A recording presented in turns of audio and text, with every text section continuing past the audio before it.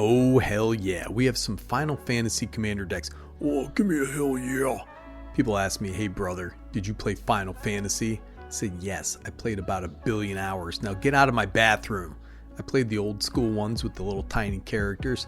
I played 7. I missed Vincent Valentine. Never went in and got him. Don't even care, dude, because 8 was my jam. I bought the Odin and Gilgamesh action figures, Bahamut, Ifrit. I got all the cards for the in-game card game. As a matter of fact, I had several fantasies, alright? Cloud's rippling muscles. The bunny woman from 12, you remember that one? Did I reach the final fantasy? Nah, dude, the fantasies go on, brother. These games back in the day were so Japanese, so different than anything we had here in the States. You know, it informed and defined RPGs for years to come. So while we're here, I just want to ask you guys, anybody remember Phantasy Star? Remember those games for the Genesis? Mojic Hat? That was the Genesis jam back in the 90s, man. So anyways, do I want Final Fantasy in my Commander decks? Honestly, man, I don't care. It's a fantasy game, fits in with the themes of magic. We get to see that summoner Yuna lady from Final Fantasy X. Hopefully we get some of those summons, dude. I tend to evaluate cards mechanically, but I do like the flavor of the Final Fantasy series. I'm happy to see this property in here. Universes Beyond is the way of the future, you know? We can't be curmudgeons about this. We gotta flex with the times, brother. So let's take a look at some of these face commanders because they rip, dude. But first, take a moment to subscribe to Better Commander. Leave a like. We have a Discord with an army of smart fellas in there. They're helping each other out with their decks. They're talking about Magic the Gathering, the game we all love.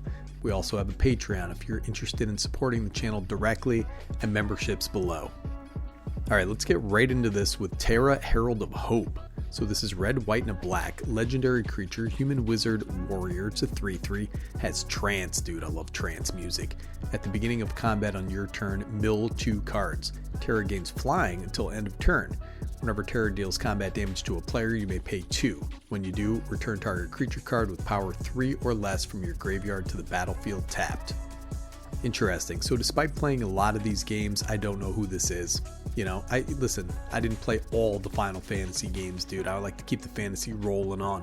Looks like a lady with a sword, you know. Happy my ex-wife never picked up one of those, you know what I'm saying? Self-mill in these colors is kind of rare, I guess. It's not a combo I've ever seen. Mardu tends to be combat focused, and you do that, have that aspect here.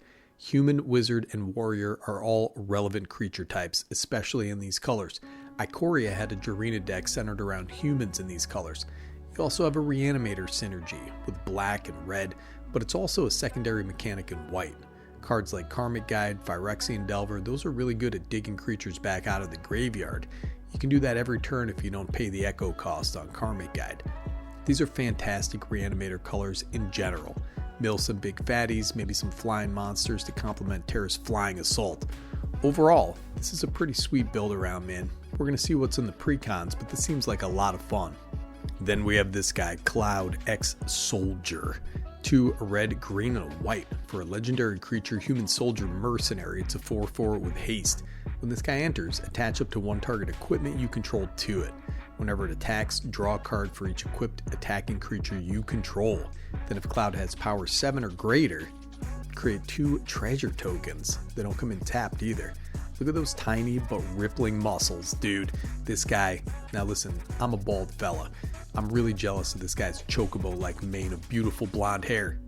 Now, Cloud is probably one of the most popular characters in the Final Fantasy universe. He plays opposite this dude Sephiroth. There's a lot of sexual tension there boiling under the surface. 2 hot men just staring into each other's eyes with hatred, but also smoldering sexual lust, dude. This kind of reminds me of Sir Gwyn, straight equipment commander.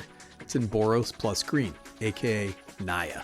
You've got all your equipment staples, but you don't have to worry about getting haste on it, which is really nice, actually. If you're putting 5 mana into an equipment commander, you want him swinging when he comes down. Probably want to concentrate on giving him evasion, either trample or flying or unblockable so he can connect. Pays off that power increasing equipment, so I'd also concentrate on that. 2 treasure tokens. It's a nice little payoff. Now, I know I talk about Nettlecyst all the time, but Nettlecyst, my brother, you know, I actually had a brother who started out as a Nettlecyst, but we had him removed, you know. I took him right off my thigh, dude. He started running around immediately thereafter. crazy sight in the operating room. The doctor had never seen anything like it. I mean, listen, you're going to slap Cauldron Complete in there. I like how he pays off those 4 Mirrodin and Living Weapon type cards because they come down with their own little token, you know, either a Germ or a little Mirrodin guy, and they're already equipped. But overall, I love seeing equipment decks. It's a little bland, but very powerful with that built-in draw. Now, third up here, we have Tidus, Yuna's Guardian. Green, white, and a blue, legendary creature, human warrior. It's a 3/3. At the beginning of combat on your turn, you may move a counter from target creature you control onto a second target creature you control. Also as Cheer, dude. That 80s sitcom with Ted Danson. Whenever one or more creatures you control with counters on them deal combat damage to a player, you may draw a card and proliferate. Do this only once each turn. Now listen, is this another sexy blonde boy? What is this, Christmas, dude? Just kidding, man. I want some of that Yuna. Where's she at? Anyways, we got the Bant Human Warrior, which is nice. May come in handy. You know, that's the human dude. It's a human war. It's Alex Jones. It's my Alex Jones impression right there. There's a lizard people on the dark side of the moon. The first ability is pretty nice, especially with Ikoria's ability counters. If 2 creatures have flying counters, you know, you proliferated one, that's nice. But if one creature had 2 from a proliferation, that's bunk, dude. So moving them around is pretty awesome. You have great counter increasing cards, hardened scales, those types of cards in these colors. I told you, man, Lae'zel. Let me tell you about Lae'zel, dude.